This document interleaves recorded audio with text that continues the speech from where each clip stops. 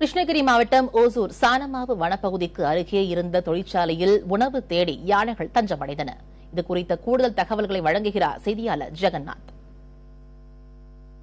நேற்று இரவு சானமாவு வனப்பகுதி தஞ்சமடைந்த 5 காட்டு யானைகள் உணவுக்காக வனப்பகுதியை விட்டு வெளியேறிந்தன. இந்த அதிகாலை வனப்பகுதிக்கு செல்லாமல் வனப்பகுதியை ஒட்டியுள்ள தனியார் தொழிற்சாலையில் தஞ்சமடைந்தன. இதை தகவல் அறிந்த வனத்துறையினரும் காவல்துறையினர் விரைந்து வந்து யானைகளை விரட்டும் பணியில் தொடர்ந்து ஈடுபட்டனர்.